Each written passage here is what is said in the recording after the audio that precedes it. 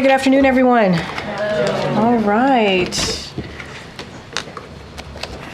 I have a couple things at the top. So I want to begin by sharing that Biden-Harris administration is announcing a significant new security assistance package for Ukraine as the United States continues to support Ukraine's defense against Russia's invasion. This announcement is the seventh security assistance package that President Biden has authorized to help Ukraine since he signed the National Security Supplemental in April. It includes missiles for Ukraine's air defense systems, ammunition for high mobility artillery, rocket systems, artillery rounds, and other critical capabilities that are being drawn down from U.S. stocks using presidential drawdown authorities. It also includes new funding that the Department of Defense will use to purchase interceptors for Patriot and NASAM air defense systems to help Ukraine defend its troops and its cities against Russia's aerial attacks. The United States' support over the last few months has been critical in helping Ukraine defend their territory against Russia's advances. Thanks to the bravery of the Ukrainian forces and weapons deliveries from the United States and our allies and partners, it is increasingly clear the Russian offensive around Kharkiv has been a failure. And as President Biden has been clear, we are committed to continuing to stand with Ukraine until they prevail against Russian aggression. So I want to share a bit of additional updates for all of you before we start. I know some of you have been trying to confirm some of this information that I'm about to share, so I'll do it right now at the podium. The president has connected with Leader Jeffries, Senate Majority Leader Schumer, Representative Clyburn, former Speaker Pelosi, and Senator Coons. Today, President Biden taped two Black radio interviews that will air tomorrow morning. One is with Earl Ingram on Civic Media Network, which airs across Wisconsin, and one with Andrea Lawful Sanders on WURD's The Source in Philadelphia. And as Governor Walz of Minnesota announced today, the president will meet with more than 20 Democratic governors. Now, as you know, these governors are some of our closest partners when it comes to creating jobs, building new roads and building bridges and so much more. And so the president certainly looks forward to meeting with them. And with that, I am happy to take your questions. Sung Min. Thank you. Last night at the fundraiser, the president blamed jet lag for his debate performance, but he was back stateside for well over a week. So does he really need more than a week and a half to recover from traveling in Europe? And is that really what he thinks caused his poor debate performance? So, yeah, just a couple of things. And I do appreciate the question because the president has certainly spoken to this many times about the debate. And so he had an opportunity to do that in front of supporters. And as you just stated, he did that. He owned that the debate was not his best night. And he said himself, it's not an excuse, but it's an explanation. I was standing here yesterday and many people were asking why and what's the explanation. And that's what you heard from him. Look, the two, I think, in addition to the two major trips, he was also continued to do his presidential duties. He worked late in doing that, and he also prepared for the debate. And on top of that, there was obviously the jet lag, as you just asked about, and also he had a cold. And you all heard directly, you heard from him during the debate. He had a hoarse voice. Many of you reached out to me and my team and some other members of the White House asking what was going on. We confirmed that he had a cold. And so I think those two things, continuing obviously to do his duties as commander-in-chief, as the president. And so I think some of you here in this room can certainly relate to, what could happen when you're having an important moment and you're not feeling well, and also you wish you could have done better. And so he took ownership. I think that's important, and he's going to continue to make a strong case for his agenda, and that's what you're going to see. And he was given an explanation, and that's what he wanted to do. He wanted to get that out there and for people to hear directly from him, as he has been doing since Friday of last week. It just seems like I know you're calling it an explanation, not an excuse, but it does seem like there are new excuses since the debate of what went wrong there. I would say I don't think it's a new excuse. I think some of your colleagues reached out to us about the schedule.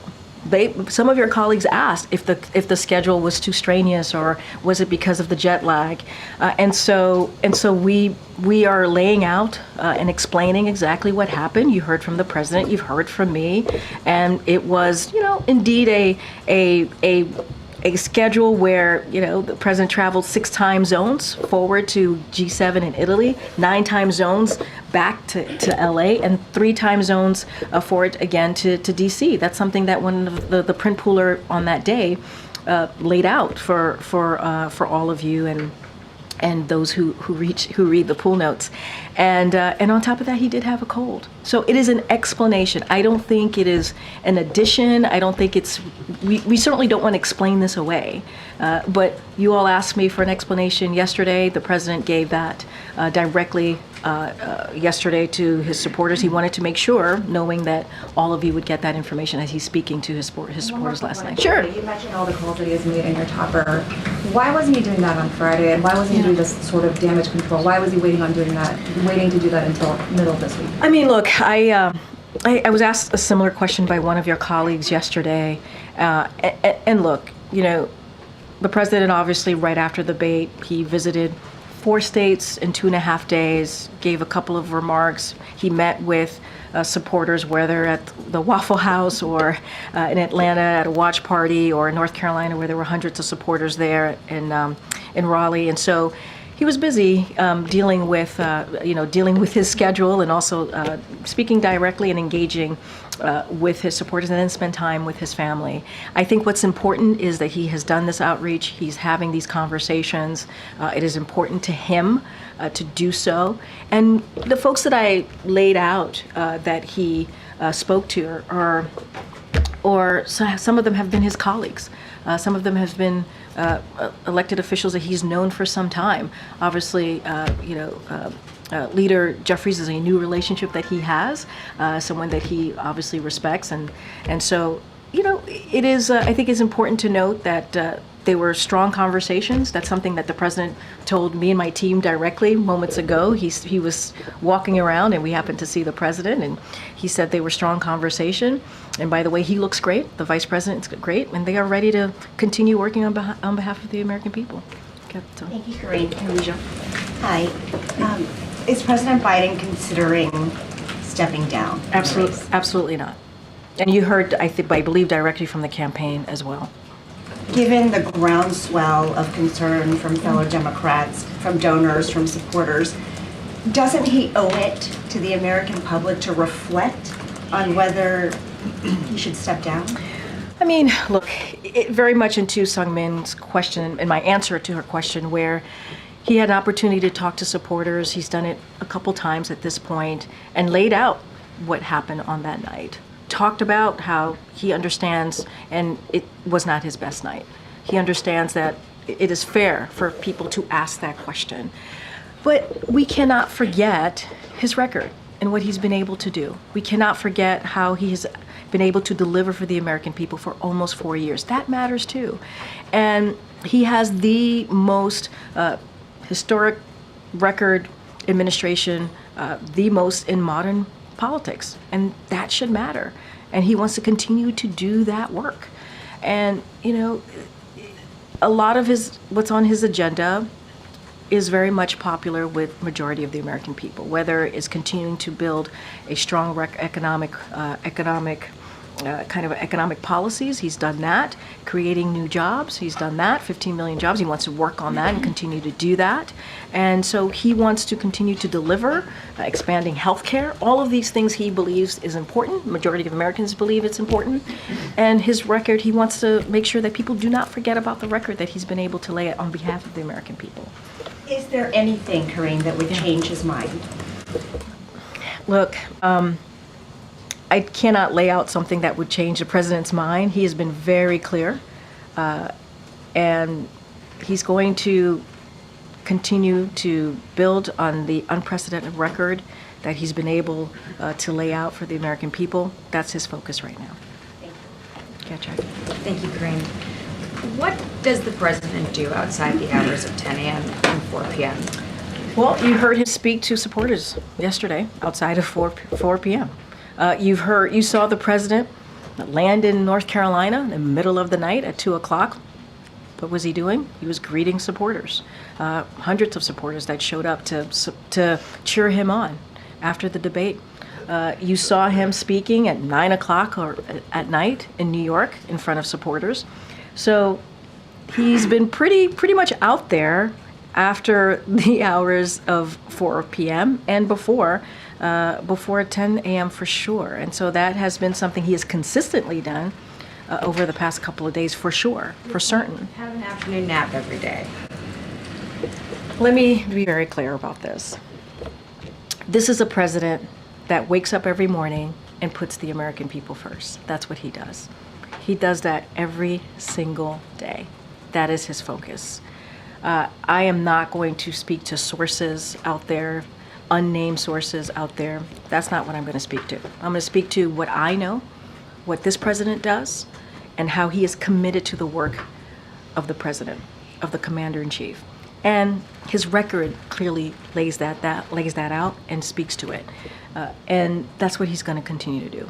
The American people first, and delivering for them. Can you also clarify Sungmin's question? Sure. I mean, how is it that the president was still tired 12 days after returning from Europe, had a cold, but then went to the Waffle House, and then the following day staged such a huge comeback that he gave those North Carolina remarks? Like, help us understand. Have you had a cold before? Of course I've had a Okay, cold before. so but you we- probably, well, come on, Jackie. Let's be very, It was let's be. 12 days after he returned, though. But and he you blamed also, jet lag yesterday. hold on a second. There's a cold, there's a jet lag. You combine that. He continues to work for the American people day in and day out, around the clock. Things happen. And the cold thing is something that you all pointed out during his debate. We didn't even point that out. You all pointed out when you heard his voice being hoarse, because he knew he had to push through. He knew he has to power through. That's what presidents do. If you care about this country and you don't care about yourself, you care about the American people, you care about delivering for this country, you care about how you're going to continue to work every day in and day out, you push through. We've all The reason I do ask is that. because all these Democrats We've who are all saying do they want that. to see him, But it okay, speaks to that. But we didn't share that information ahead of time. You all asked what was going on, and then we shared that information. We didn't use that before the debate. You all asked, hey, is he under the weather? And we confirmed that he was under the weather. He pushed through. That's what this president does. He is going to continue to fight for the American people. So he pushed through it. I think anybody who does that, not just the president, should be commended. And he also said, you heard him say this on Friday, when you get knocked down, you get back up. That's what you saw. Is there any discussion that if the president were to suspend his campaign, that he would also resign?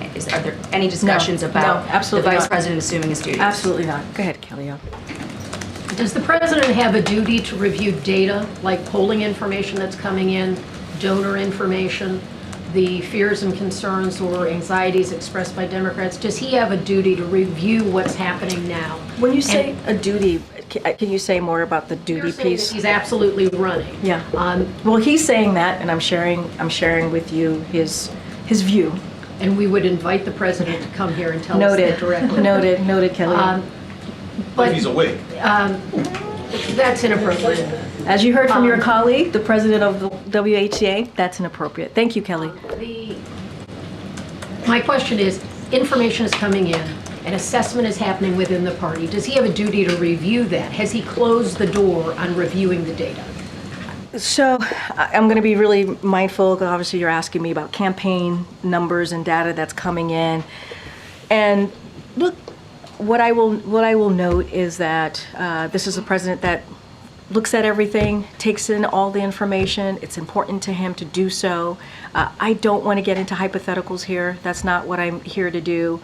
What I can say is, in this moment, we move forward on building on this unprecedented record that the president has been able to lay out for the American people, and that's going to be our focus. I don't want to get into hypotheticals. I don't want to get ahead into anything else. Doesn't sound like closing the door to reviewing this over a period of time. What I rather can than- say is the president is moving forward. He's moving forward as being president.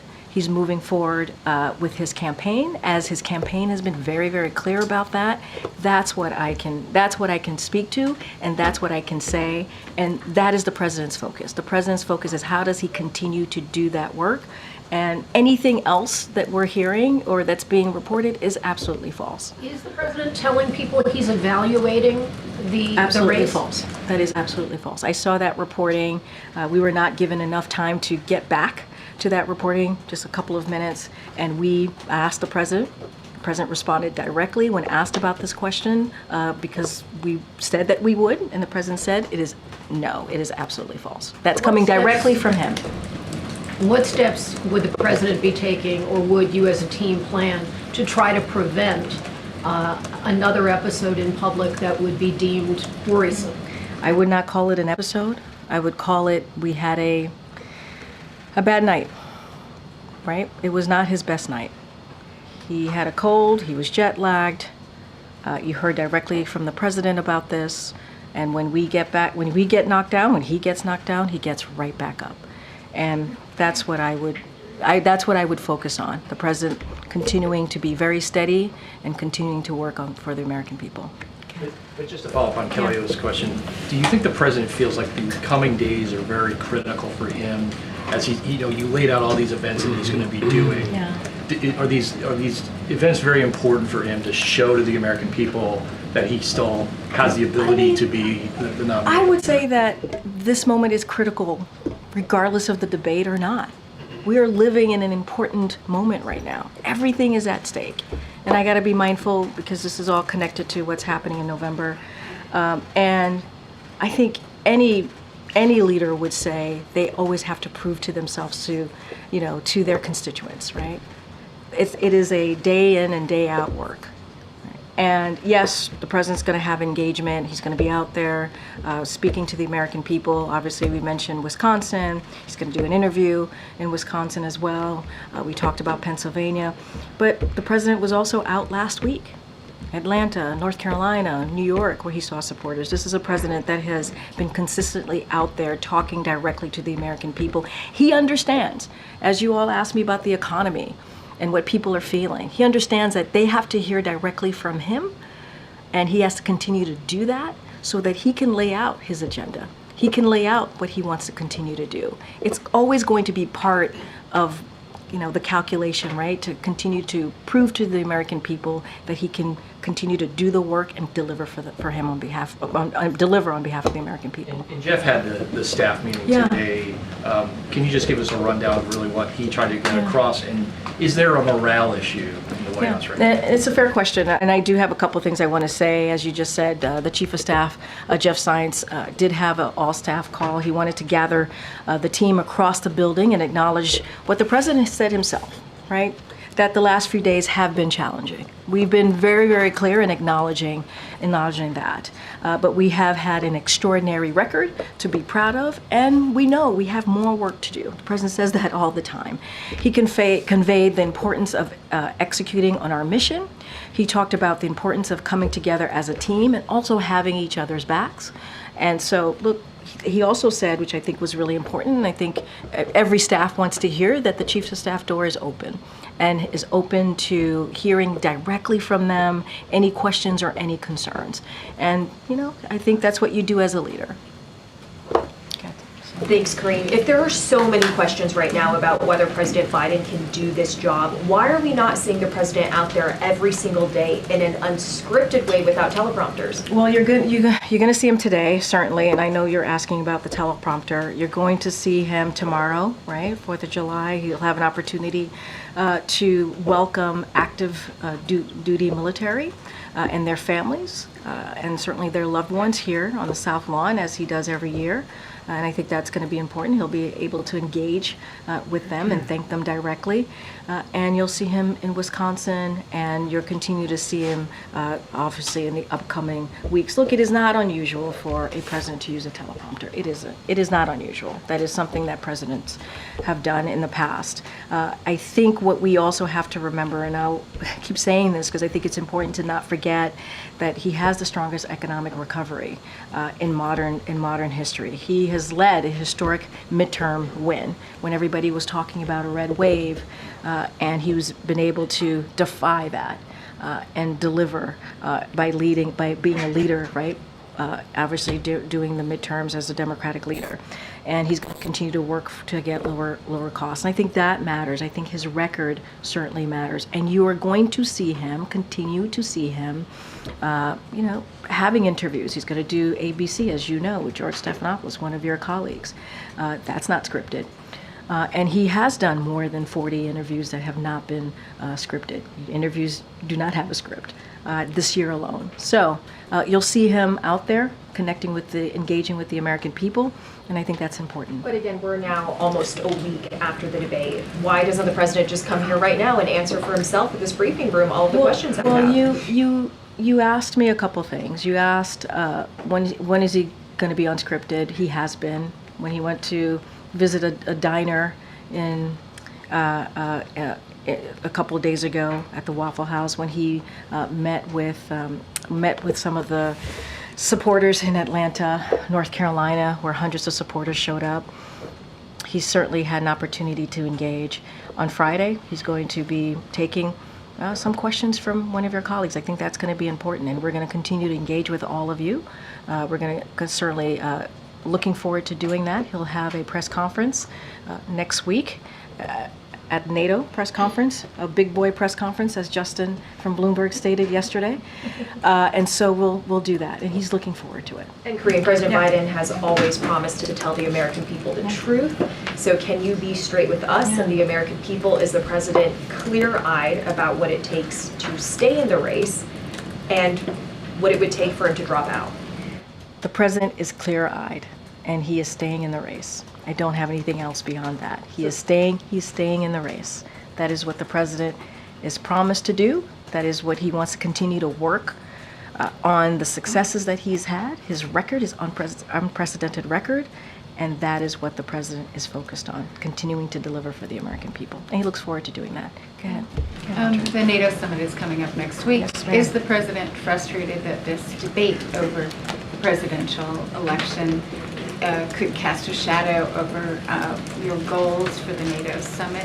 Has he made any effort to reach out to the NATO leaders that will be coming to sort of assure them that this isn't going to derail that agenda? So look, as you stated, next week the president's going to host the NATO summit here in Washington, D.C. It is also the 75th year anniversary of NATO. And let's not forget, NATO has become stronger and has gained 2 more countries because of this president's leadership, and all very much important in doing so is very much important in stopping and helping to stop Putin's aggression as Ukraine continues to fight, certainly for their freedom and democracy. Look, foreign leaders have seen the president close up. They have. And close up and personally for the past 3 years. And I think that's important to know. They know who they are dealing with and how effective he has been. I just talked about how NATO has expanded because of his leadership, how NATO is stronger because of his leadership. And I think that's important to note as well. And so, look, you're going to see the president, being a leader in front of these world leaders. You're going to see the president continue to bring these world leaders together. And as it relates to what's happening currently, you heard directly from this president. He understands the criticism. He gets the criticism. He has owned up to it. But he also wants to move forward and continue to deliver on the really critical, important issues that the American people care about. When you think about NATO, you think about foreign policy, it is important to continue our world leadership on that, being leaders and strengthening our national security as well. And that is how the president thinks about this day in and day out. I just want to follow up on the kind of questions about the outreach from the White House. Yeah. Does the president intend to make any other calls beyond the ones that he's made today to the congressional leadership? And then, Representative Doggett said he reached out to the White House before he made his comments and did not hear back. He said he wanted to speak to President Biden personally about his concerns. Yeah, look, I can't speak to the outreach that he made. I have not spoken to the Office of Legislative Affairs, so I can't speak to that. What I can say is the president certainly has looked forward to working with Democratic leaders and congressional members over the past 3 years. I keep talking about his record, certainly his record when it comes to legislation and getting things done. He couldn't have done it without Democrats like Doggett, and appreciates his obviously his support and his partnership. I can't speak to outreach. It's not something that I've spoken to the Office of Legislative Affairs about. And look, the president. Sorry. Sure. You want to take that? Might be Doggett. I know, maybe. He's like, you just brought me up in the briefing room. I have something to say. I would also note that. Look, I don't have any additional calls to read out or to lay out. One of the reasons that I mentioned it at the top, because I know some of you were trying to confirm and wanted to make sure that we got to you, got back to you, all of you about that. And as you know, he's going to meet with Democratic governors, as I just stated at the top. So he's going to continue to do engagement. It is important. Some of these leaders, he could not have delivered on this record accomplishment that he's been able to get done without them. And so I'll just leave it there for now. I think the question that we're all asking in different ways and is, has the president and has the White House, have you sort of missed the boat in terms of responding quickly enough? I mean, I spoke to someone today who said it was too little, too late. Quickly enough on what specifically? In explaining and discussing what happened at the debate and reassuring donors and other people that, he intends to keep running. Look, as it relates to donors or anything political like that, obviously that's something that the campaign should respond to. But I would remind you that the day after in North Carolina, the president spoke to his debate performance. He did. He talked about it. He gave, his thoughts. He also stated that, look, I'm not as young. I'm not a young man. He said that. I'm not as a smooth talker as I used to be. I don't walk easily as I used to be, and I don't debate as well as I used to. He said this, and so he owned up to it on Friday, the day after the debate, that afternoon. And so we didn't wait. Now, as far as engagement, look, that is something certainly the campaign can speak to more. But the president, in front of hundreds of supporters in North Carolina, talked about his debate performance. So, go ahead, MJ. Thank you, Corinne. Just wanted to clarify one thing. I know you got a lot of questions about this issue yesterday. Sure. Has the president had any medical exams since his last annual physical in February? And we were able to talk to his doctor about that, and that is a no. He hasn't had any kind of medical exam? No. So the White House has said no to releasing the full results of that annual, said no to making Dr. O'Connor available for questions from us, no to releasing any other information that would shed some more light on the president's health. I guess I'm just wondering if now is not the time for full transparency. When is? So I would say, MJ, to your question, that what we have released over the past 3 years, every year since he's been in office, has been transparent, and it has been comprehensive. It has been one of the most transparent. We have been one of the most transparent administration when it comes to medical records. That is what we've been able to do. And I would add that it is not the norm to bring the doctor to the podium. That is not the norm. And we have owned up. This president directly has owned up to what happened at the debate last Thursday. He's talked about it multiple times, and directly to supporters, directly to the American people. And what we want to do is continue to certainly deliver on the record accomplishments that we've been able to do. I understand that you feel like the White House has been thorough in the medical records that you all have released, but obviously you're getting these questions in large part because of what we saw for 90 minutes on Thursday night and people's responses to what they saw, right? A lot of people expressing shock. So why not release more information? What would be the downside? Look, what I can tell you is that we have been transparent. We'll continue to be transparent. And that's what I can share with all of you at this time. And I did want to follow up on what Sungmin brought up, I think others as well. You did get numerous questions yesterday about the president's debate performance. You didn't mention the travel, the jet lag, the foreign trip. So I think you can understand why it was a little bit puzzling to hear the president mentioning that as his explanation for the first time last night. I'm just, can you clarify whether, when you took the podium yesterday, did you not know that that was a major And I want to say factor? that is my bad. That is part of definitely part of the explanation of what had occurred. I did know that. I did know that. I did know that. But we were so focused. I was so focused on the cold, and that's what I kind of leaned into and talked about. But yes, his schedule did have something to do with it. It was the schedule and the cold, and I was aware of that yesterday. Can I just ask sure. one other broader question? The president, and I know you will remember this, back in 2020, referred to himself as a transition candidate. He also said back then that he would be a bridge to the next generation of Democratic leaders. Does he still believe that? Yes, I mean, I think his statement stands. I mean, one of the reasons why he picked the vice president, President Kamala Harris, is because she is indeed the future of the party. And he's very proud to have partnered with her and continue to partner with her in delivering an unprecedented record for the American people. And I think he's going to continue certainly to do that. They're going to do that as partners. Like I said, I just saw them before walking into the briefing room. They stopped by to talk to me and my team, and they're ready to go. They're ready to continue. So the transition would happen in 8 years in I mean, his mind, not 4? I'm not going to get into speculation from here. But you asked me if his remarks and statement still stands. Yes, it still does. Michael. Next, Green. If President Biden was fatigued during the debate because of overseas travel that was 12 days beforehand, like he said he was last night, doesn't that raise questions about his ability to effectively serve a second term until he's 86 years old? Well, I mean, look, I think there's multiple factors here to consider. There was the travel.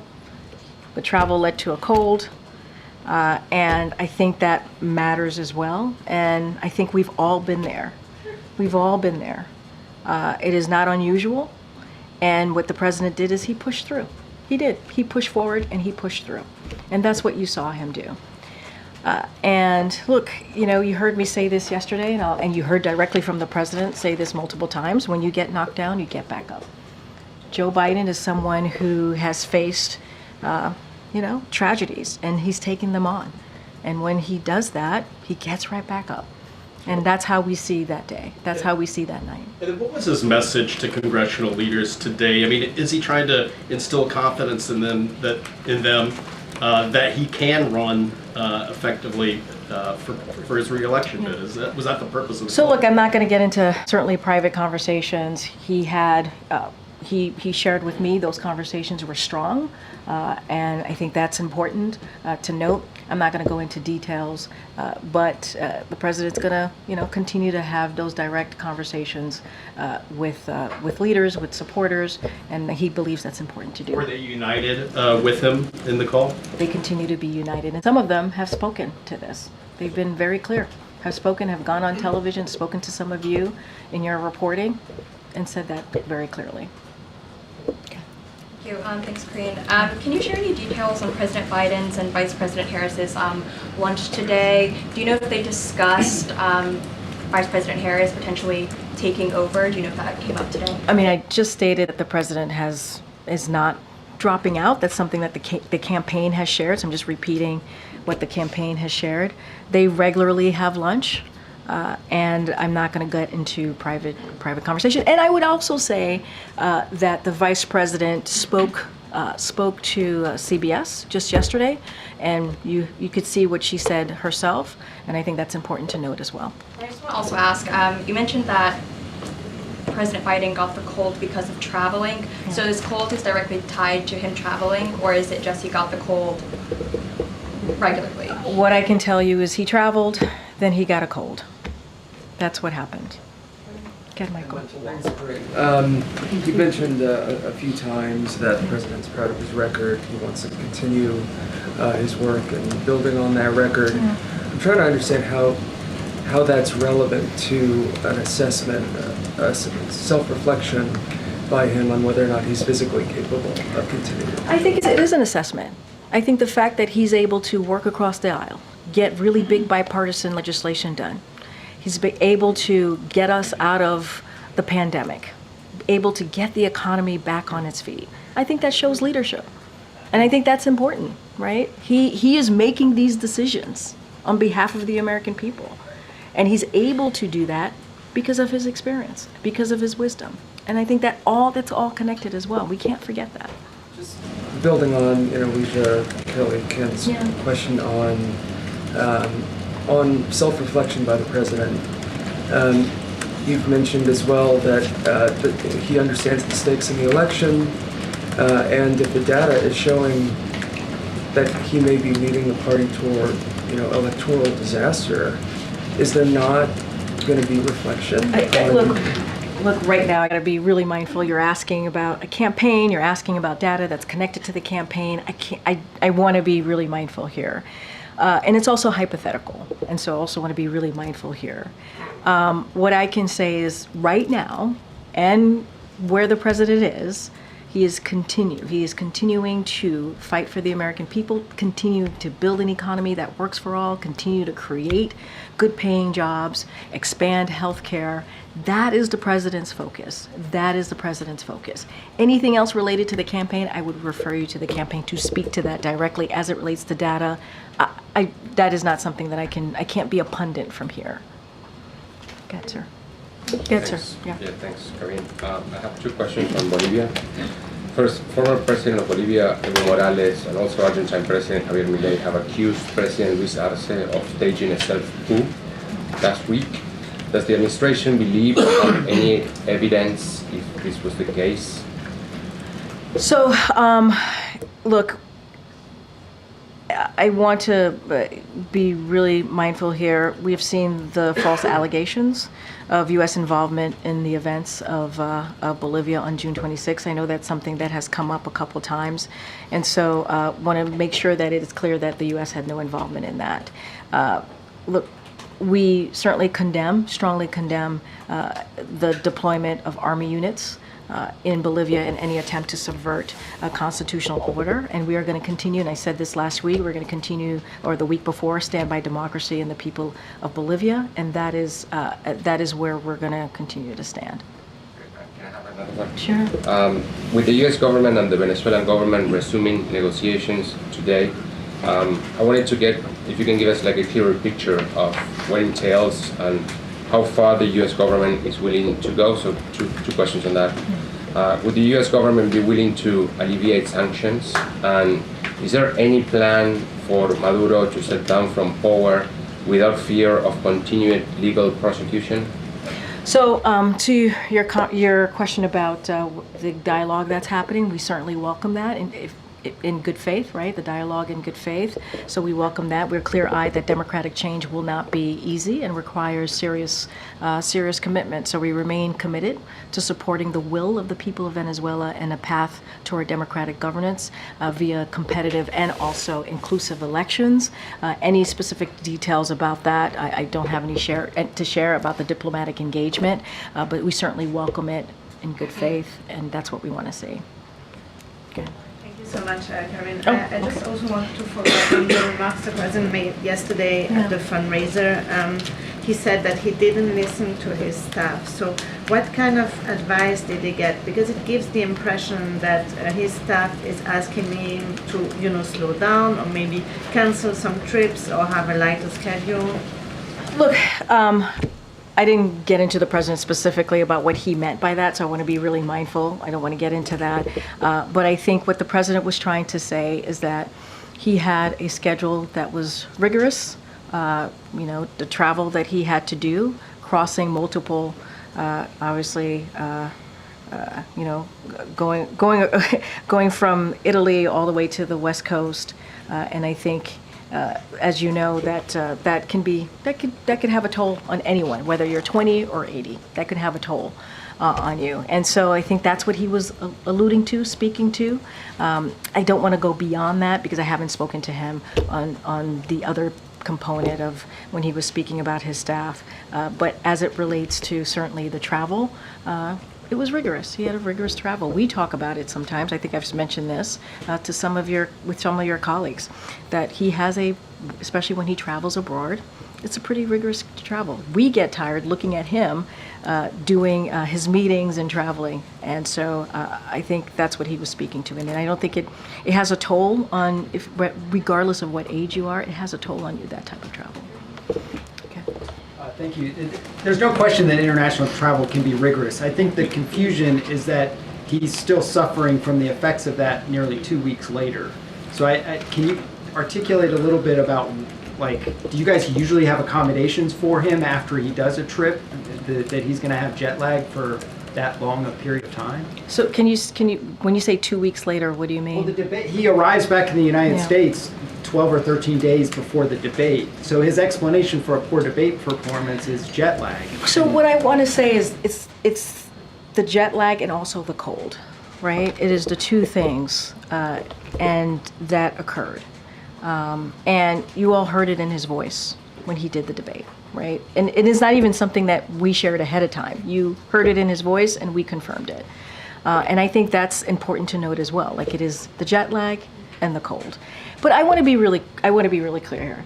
This is not an excuse, right? This is not an excuse. You all asked for an explanation, and we're giving it an explanation. It is not an excuse. I don't want that to be the leading piece of this. The only reason we're sharing this, because it was asked of me here, and the president certainly wanted to give an explanation himself, and that's what he did yesterday. We understand that it wasn't his best night. It wasn't a great debate. We understand that, and we understand what supporters saw, what the American people saw, and what you all saw. And so we wanted to give an explanation. So I don't want to get into this, are you giving this excuse, not an excuse? We're giving you what our explanation was. We want to continue to make sure that we do everything that we can to deliver for the American people. That's what we're going to continue to do. I also wanted to ask just about the schedule again. Yeah. Because a lot of high-level Democrats, I think, were concerned with the debate performance, but they've also been almost just as or more concerned about the response since then, that he hasn't done more. He spoke for 4 minutes in public on Monday evening on the Supreme Court decision, and he spoke for about 10 minutes in public yesterday with the emergency weather situation. And he's going to speak today. He's going to go to Wisconsin. He's going to go to Pennsylvania. But it truly is an emergency situation. It's taking almost a week for him to sort of address it. When there's natural disasters, when there's other things happening, he wants to get in front of the cameras and speak to it. In this case, there seems to be multiple days. Matt, I would disagree with you. He did address it. He addressed it on Friday in North Carolina in front of hundreds of supporters. He addressed it. And he talked about an issue that you all ask me about all the time, his age. Like, he took it head on, literally head on. He didn't run away from it. He didn't hide from it. He said, I am not a young man, obviously. I'm not as a good debater as I used to be. I don't talk as smooth. I don't walk as easily as I used to. He said it himself to hundreds of supporters in North Carolina. So I would disagree that he didn't take this head on. He did. He did. He talked about it in front of supporters. He's had one instance with that, and he's called 6 people. But by the way, that matters, right? Engaging with the American people and standing in front of them and being honest about that. And talking about age. Again, something that you all ask me about all the time. He took that right on. Now, he is talking and engaging with leaders. That is something that he's doing. He's having good conversations with them. He's going to meet with Democratic governors, governors who he believes have been really strong partners with him in delivering on some of these historic accomplishments. But, I would disagree on him not taking this head on. I mean, being in North Carolina and taking that head on, obviously that's not the speech that he was going to give on Thursday, right? Before the debate. So he understood, right, when he got to North Carolina that he needed to address it. And he decided to do it in front of supporters. And he talked about it. I'm going to go to the back. I'm going to come. Go ahead. That's great. I want to go back to the NATO meeting, if I could. Sure. Polling this week shows the president losing more ground in the American eyes over immigration, over economy, and foreign policy. So does that, with everything else, diminish the position of the president as these NATO leaders are coming in for those meetings? No, I don't think so. I don't think so. And I said this moments ago when I was answering a question of one of your colleagues. These foreign leaders have seen the president personally, up close, for the past 3 years. They have talked about his leadership. They have commended his leadership. They have been proud to see him as the president of the United States after what they experienced in the last administration. Some of them have been even quoted about what the president has been able to do during his past 3 years. German Chancellor Scholz, I think that Joe Biden is someone who is very clear, who knows exactly what he is doing, and who is one of the most experienced politicians in the world, especially when it comes to international politics. The Prime Minister of Israel, Bibi Netanyahu, I have had more than a dozen extended phone conversations with President Biden. He also came on a visit to Israel during wartime, which is an historic first. I found him very clear and very focused. I mean, these are leaders that he has had extensive engagement with over the past 3 years. They have seen him up close and personal. The president very much looks forward to hosting NATO next week. I could ask you about the Supreme Court quickly. So the comments that the president made on Monday, does the president respect the authority of the Supreme Court? Here's what I will say. The president has spoken often, very powerfully, about the events of January 6th. He has. And his views on what happened on that day. And what you heard from the president Monday night, he wasn't supposed to speak. He came back. He felt so strongly about the decision from the Supreme Court that he came back early and wanted to speak directly to the American people, and that's what he did. It was that significant. He believed, as President of the United States, to speak directly to the American people. And he said this is a dangerous precedent. It is. It's a dangerous precedent. He also said and laid out that the Supreme Court has continued to take away long-established freedoms and norms, including a woman's right to choose, and now threatening the fundamental American principle that no one is above the law. And so this is why the president came back, and that's what he spoke out about. And he fears for our democracy, and he knows we must do everything that we can to fight. But he can disagree with the ruling. Does he respect the authority? He respects the authority of the Supreme Court, and like you just said in your question, he disagrees with the ruling. Absolutely. It is unprecedented. It is dangerous. And that's why the president wanted to make sure that the American people heard directly from him. Go ahead, Raquel. Thank you, Carmine. I want to do a follow-up about the lines that you were just reading on foreign leaders, because it seems like this perception has changed after the debate. You mean the quotes that I was laying out for all of you from Chancellor? Yeah, exactly. And because the Prime Minister? Talking to diplomats here in DC, they're telling me that the word... Diplomats or leaders of countries? Diplomats who work for these leaders. Okay. No, I know. I just wanted to make sure. Yeah, I mean, I was talking about the leaders. countries No, I here. hear you, but I'm talking about the leaders who have been on the record. Yeah, but after the debate, what they're saying that after the debate, allied countries are worried about the future of the U.S. and that it is a scary and embarrassing time for the country, and that the U.S. leadership is at stake. And one said, imagine the watch party in Beijing and Moscow. So are they right to be worried? Look, there's a lot at stake. There's a lot at stake right now. There is. And I think that's why the president fights day in and day out on behalf of the American people. I got to be careful because you're kind of, they're worried about, I'm assuming, the election and what's going to happen, so I don't want to speak to that. But what I can say more broadly, there is a lot at stake. And we see that. We see that with Roe being overturned, the Dobbs decision. We see that with what happened on January 6th. Our democracy and freedoms are at stake. And not only do diplomats and world leaders care about that, Americans here at home care about that. That is something that they worry about. And that is something that the president's going to continue to fight for. Going to be careful. I can't, get into hypotheticals, what will happen. There's obviously an election going on. But there is indeed a lot of stake, and we talk about this all the time. Democracy, freedoms, a woman's right to choose. That is important. That is important to fight for. And what Republicans are trying to do, extreme Republicans in Congress are trying to do, put 3 national bans on abortion. That's what the type of legislation that they want to push forward. So we disagree with that. We're going to stand with the majority of Americans. Go ahead, Paris. Thank you, Corinne. Two questions. One is on NATO. So on next week's summit, does President schedule any important ballots with the bilaterals with the leaders, especially including Turkish President Erdogan? And second question is, we know China have been causing a lot of conflicts in South China Sea, Taiwan Strait, and East Sea. Yesterday, we saw Chinese Coast Guard ship harass Japanese ship near Senkaku Islands. Also detained a Taiwanese fish boat at Taiwan Strait. What is White House reaction to those comments? So on the fish boat, we're obviously closely monitoring the incident, so we're going to continue to do that.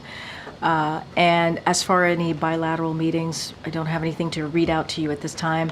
I believe NSC is going to do a call on Friday to talk through what next week is going to look like with the NATO summit being here in DC. So I would say, stay tuned, look out for that. And we'll have more to share. And obviously, when there is a bilateral meeting, we certainly share that with all of you. Just don't have anything to preview at this time. Has U.S. reached out to Japan and Taiwan offer support over those incidents? I don't have any calls, obviously, to speak to at this time, but we encourage both sides to maintain open lines of communication so they can get to a resolution here, and that's what we call for. Okay. Oh. No, go ahead. Thanks, Corinne.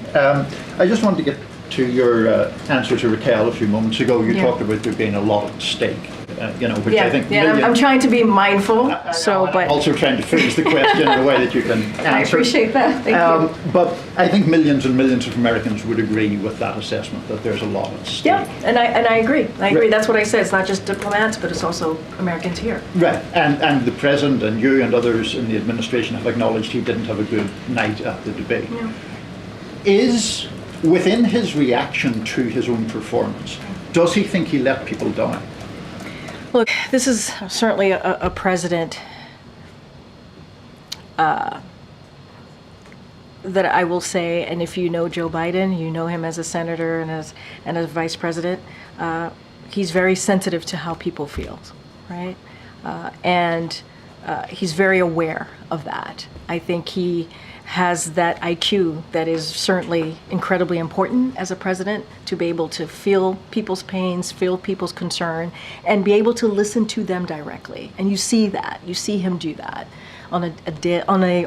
anytime you see him engage with everyday people, Americans. And I think that's what makes this president so unique.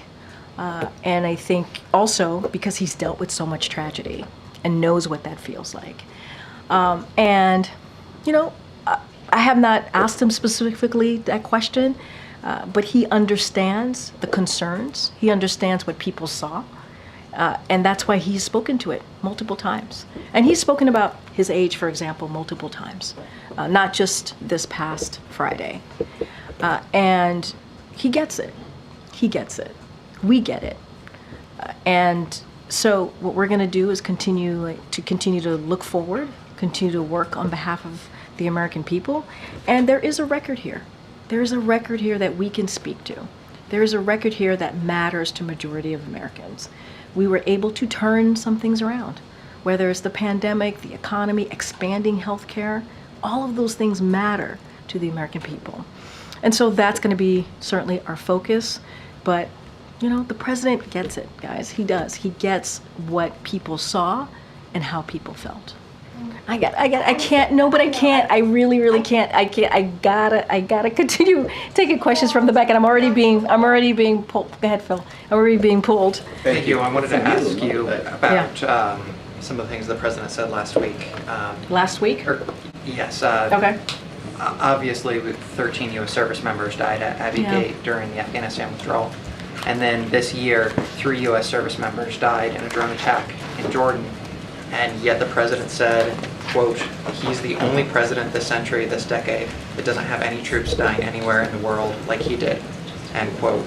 I get having a bad night, but how could the president get that so wrong? So I appreciate the question. I really do. I was asked about this, I believe, in the gaggle on Friday, I believe.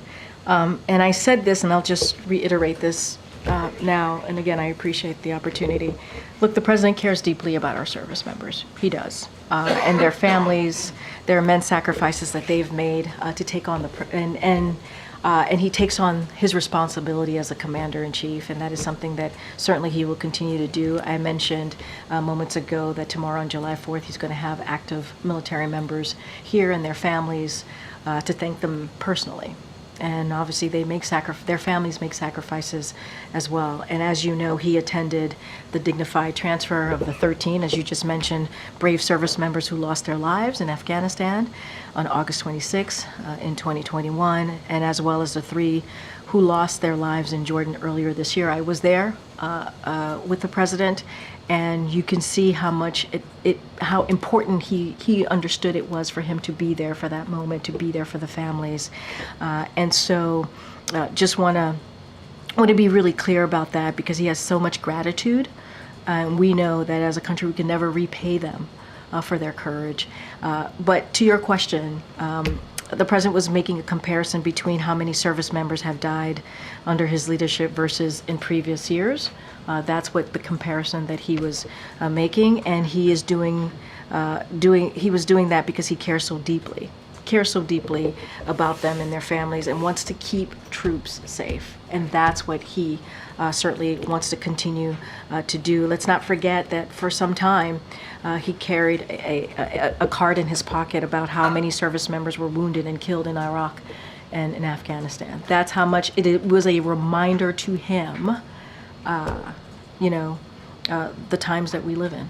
I mean, this president said this century, this decade, but setting that aside, maybe on a different front here, what was the president trying to say when he said that he beat Medicare? He meant to say he beat Big Pharma. I mean, that's what he meant to say. And then finally, you have more interaction with the president than most folks. You know him better than most anyone else. Can you say, do you believe that the president is as sharp today as he was when he took this job? Have you seen any slowdowns? What I can say is this is a president who is strong and resolute in delivering for the American people. That's what I see. I see a president, when I'm sitting in front of him, going through the day or talking about what he's doing next, he is someone that engages with us. He wants to know. He pushes us. He prods us, wanting to figure out like the bigger picture of whatever we're trying to explain to him, or even granular details. So he's as sharp as ever. He is as sharp as ever, as I have known him to be in my engagement and my experience with him. And I know when I walk into the Oval Office or see him on Air Force One, I have to be on top of my game. I do. I mean, and that's just kind of my engagement with him and how it's been for the past couple of years. I know I have to wrap it up. I know. Go ahead, Emily. Thanks, great. I just wanted to ask, how is the president's health today? Does he still have his cold, or is he feeling better? And then to clarify on the medical exam, because you said he hasn't had one since his last physical. He was on the way to the debate. The doctor was with him. He had a cold. He's 81. Does he not get checked out by the doctor? I'm just curious. Well, I can how tell that you works. he did not get checked out by the doctor. It's a cold, guys. It's a cold. And I know that it affects everybody differently. We have all had colds. And so, no, he was not checked by the doctor. What was your other question? How is his health today? Does he still have the Well, cold? I saw him today. My team and I saw him today. He looked great. And he was with the vice president. They both look great. I know I was asked yesterday if he still had a cold. I think if he still has a lingering cold. But he is ready to go. He's ready to go. I kind of have to wrap it up. Go ahead. That's great. Sources have told ABC that the president recognizes how difficult his political predicament is. So how has his mood been as of late? Has he been down? Has he been frustrated? I mentioned, I think, multiple times at this point that I got to see him. My team and I got to see him and the vice president.